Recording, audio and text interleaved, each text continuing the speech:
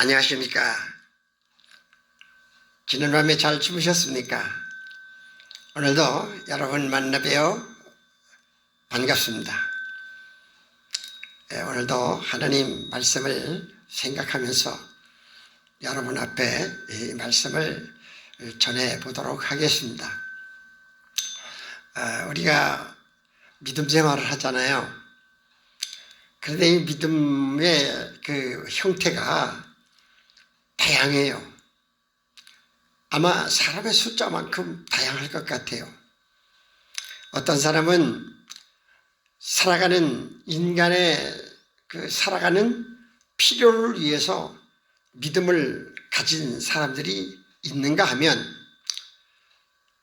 성경이 말씀하는 보이지 아니하는 천국의 소망을 가지고 살아가는 사람들이 있습니다.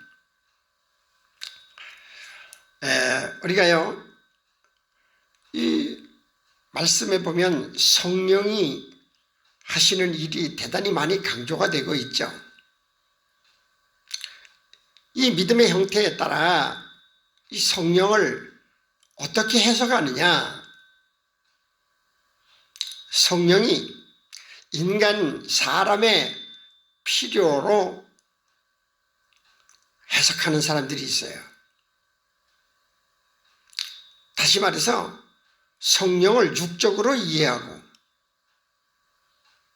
육적인 사람을 위해서 각종의 은사를 강조하는 사람이 있습니다.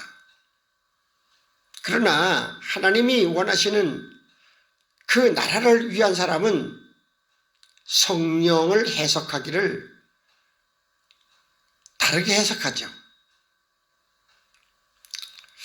오늘 제 말씀의 주제를 보증받은 인생이라고 정해봤습니다. 보증, 무엇을 보증하나? 이 보증이라는 말은 법정적인 용어입니다. 무엇을 보증할까? 성경은 성령의 요구가 무엇인가를 말씀하고 있어요. 성령이 요구하는 것이 있어요. 로마서 8장 1절에 보면 그러므로 이제 그리스도 예수 안에 있는 자에게는 결코 정죄함이 없나니 이는 그리스도 예수 안에 있는 생명의 성령의 법이 죄와 사망의 법에서 너를 해방하였음이라 이렇게 말씀하고 있습니다. 성령은요, 모든 죄악에서 사망에서 구원하시는 법입니다. 우리가요, 성령을 단편적으로 해석하고 인간의 삶의 필요를 채우는 수단으로 해석하면 위험합니다. 각종 은사의 그 활동도 지우쳐버리면 위험한 것이죠. 인간은요, 생명이 있을 때에 가치가 있습니다. 믿음은 영생을 전제로 하는 것이죠. 죽고 사는 문제, 생명의 문제예요. 영원히 죽지 않는 생명을 가지는 그것이 소망이에요. 그리고 성령은 그렇게 하도록 지켜주시고 성령은 이 영원의 생명을 가지는 법이 바로 성령의 법입니다. 로마서 8장 4절에 보면 육신을 따르지 않고 그 영을 따라 행하는 우리에게 율법의 요구가 이루어지게 하려 하심이라. 그 영, 바로 그 성령을 따라 행하는 우리에게 율법의 요구, 성령이 하시는 일은 내가 할 수 없는 그 율법의 요구를 이루게 하려 하심이라. 성령이 나로 하여금 율법의 요구를 이루게 해주신다는 거죠. 믿음은 육신의 욕구가 아닙니다. 믿음은 믿는 사람들의 영을 움직이죠. 성령은 육신의 생각과 삶을 통제하기도 합니다. 우리는 성령의 사람이죠. 성령이 하시는 일을 잘 이해해야 합니다. 성령의 요구는 무엇인가? 성령은 율법의 요구를 이루시는 것이라고 말했어요. 율법은 하나님의 요구잖아요.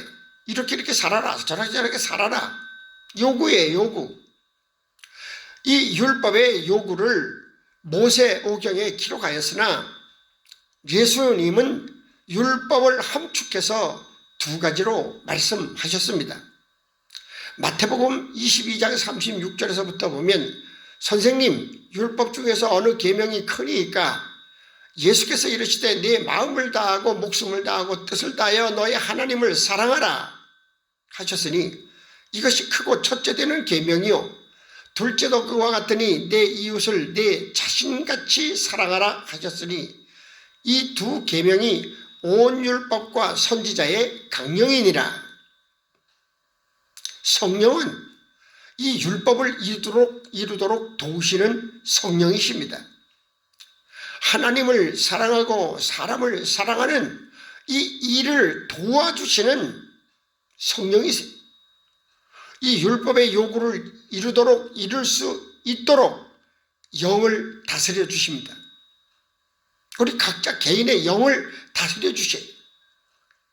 육신의 생각으로는 할 수 없는 것을 성령은 이루게 해 주십니다.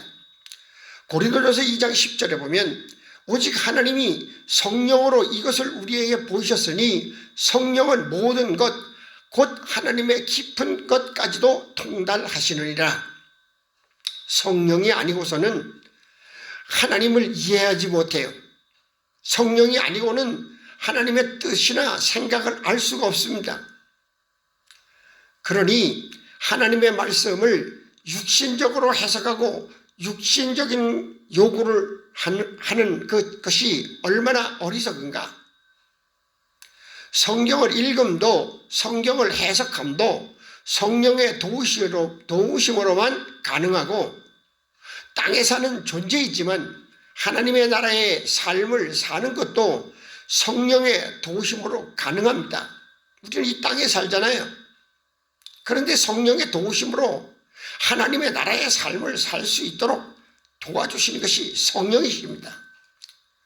고린도후서 5장 3절에 보면 이렇게 입으면 우리가 벗은 자들로 발견되지 않으려 함이라. 이게 무슨 말입니까? 우리, 즉 예수 그리스도 안에 사는 사람들은 옷을 입고 살아요. 세상이 이해하지 못하는 또 하나의 옷을 입고 삽니다. 그리스도인, 교인, 성도, 각자 직분을 따라 그 이름이 있잖아요. 그 옷을, 그것이 우리의 옷이에요. 밖에 나가서 살아도 그 그리스도로 통하여 입은 옷이 바로 우리의 명예입니다. 갈라디아서 3장 27절에 보면 누구든지 그리스도와 합하기 위하여 세례를 받은 자는 그리스도로 옷 입었느니라. 내가 지금 아무 옷을 입고 다녀도 그리스도를 통하여 입은 옷이 그것이 나의 옷이에요. 직분자, 목사, 장로, 권사, 집사, 교회에서 부르는 이름이 밖에 나가서도 그것이 옷이 되어야 돼요. 옷은 중요하잖아요. 이 옷은 사람들의 관심이요, 외형의 시선을 끌어당기기도 합니다. 이 옷은 믿는 사람들의 신분을 나타내는 것이죠. 이 옷은 현실적이기도 하지만 미래적, 종말론적으로 예수님 재림하실 때에 믿는 자들의 신분을 나타내기도 합니다. 이 세상에서도 벌거벗는 것은 수치잖아요. 그런데 예수님 재림하실 때 믿는 자로서의 수치를 드러낸 채 수치스럽게 발견되지 않게 하려고 성령을 주십니다. 그리스도로 옷 입었잖아요. 곧 이것을 우리에게 이루게 하시려고 보증으로 성령을 우리에게 주시는 하나님이시니라. 보증. 그 예수님의 재림 때는요, 우리의 믿음의 삶에 모든 것이 판결이 나는 거예요. 그런데 그때에 그 예수 그리스도로 입은 옷, 성령으로 살아온 삶이 보증되는 거예요. 보증돼요. 그 하나님이 성령을 우리에게 보증으로 성령을 우리에게 주신 것이에요. 그러니까 우리는 얼마나 감사합니까? 이런 율법의 요구와 벌거벗은 자로 발견되지 않게 살게 하려고 보증으로 성령을 주셨다. 우리는 성령에 복종하지 아니할 수가 없어요. 그 성령의 통제로 말미암아 육신의 삶이 억어되고 억제되고 하나님의 율법의 요구를 이루기 위해서는 성령의 충만함이 우리의 삶을 이끌어 주시는 거예요. 순종과 복종으로 이루어 주시는 거예요. 보증은 법정적 용어라고 말씀드렸죠. 요한계시록 19장 8절에 보니까 그에게 빛나고 깨끗한 세마포 옷을 입도록 허락하셨으니 이 세마포 옷은 성도들의 옳은 행실이로다 하더라. 이 옳은 행실이 어떻게 이루어집니까? 성령의 도우심으로, 성령의 그 인도하심으로. 옳은 행실을 성도답게 살아갈 수 있는 옳은 행실을 도우시는 것이 성령이래. 이 성령을 받은 사람이라면 보증하신 성령을 귀하게 생각하고 성령의 요구대로 살아가기를 힘써야 되겠지요. 힘써야 될 것입니다. 그렇게 살아가실 줄로 믿습니다. 믿음의 승리를 위해서 성령의 그 다스림에, 성령의 인도하심에 복종과 순종으로 살아가는 지혜로운 성도가 되면 참 좋겠습니다. 감사합니다.